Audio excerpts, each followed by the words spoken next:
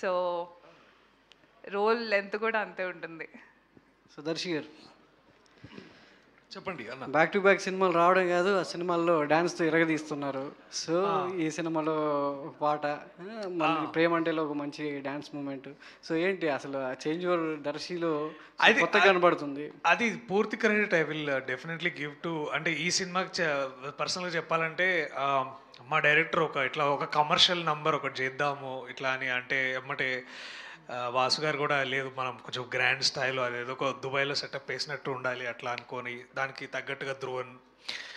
నాకు చాలా టైం పట్టింది యాక్చువల్లీ. లక్కీగా నాకు ప్రాక్టీసింగ్ డేస్ ఎక్కువ దొరికినాయి కాబట్టి I could do comfortably. So ఈ చేంజ్ ఓవర్, ఈ ట్రాన్సిషన్ ఏంటంటే it's purely their demand. Because నేను ఎప్పుడు డాన్స్ అన్నా కూడా అబ్బా మళ్ళా డ్యాన్స్ అని అనుకునే ఇది. సో మళ్ళీ ప్రేమంటేలో కూడా it is purely because of JD, మన జావేద్ మాస్టర్, ఇక్కడేమో మోయిన్ మాస్టర్ ఉన్నారు మాకు. సో వాళ్ళు బాగా they push me very hard.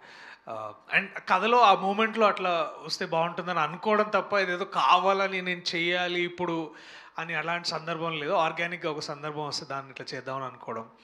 So మొన్న యాక్చువల్లీ తను అంటుంటే నాకు అర్థమైంది, తెలియకుండానే చాలా అంటే ఇప్పుడు సెటైర్ జస్ట్ డైలాగ్లో కాదు, లేకపోతే సిచ్యువేషన్ మీద కాదు, కానీ ఆల్సో చేసే డాన్స్లో కూడా ఎక్కడో తెలియకుండా కొన్ని సినిమాల మీద రిఫరెన్స్ తోటి అట్లా ఉండిందని అన్నది. But then I went and so it was actually right. So అట్లాంటి ఇదే కానీ నచ్చుతుందా మీకు డాన్స్? పర్లేదా? అంటే కొంతమంది నీకు అవసరమా డ్యాన్స్ ఇప్పుడు అని అంటుంటే, so I wanted to ask. ఇదంటే ఈ సినిమా మిత్రమండలి ఇందాక అన్నట్టు ఒక కామెడీ బుక్ లాగా, ఏ జోక్ వేస్తే ఆ జోక్ నవ్వుతుంటారు. రిపీట్ అంటే ఎప్పుడు జోక్ వేసినా మళ్ళీ ఇంకొకసారి గుర్తు చేసుకుని నవ్వుకునేలా. బ్రహ్మానందం గారిని మనం చూస్తే ఎన్నిసార్లు నవ్వు వస్తుందో.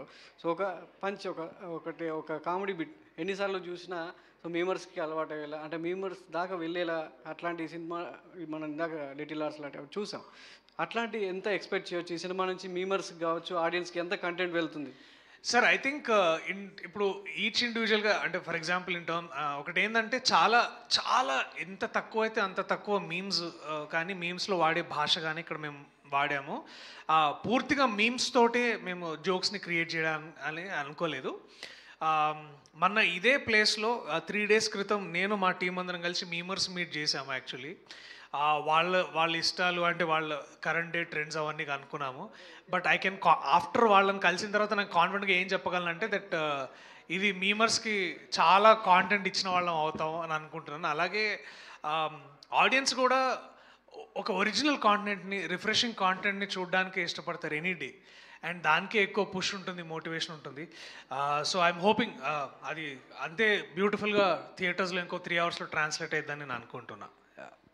వాసు గారు, అంటే ఈ లాస్ట్ మినిట్ వరకు కాపీలో పనిచేశారు మీరు.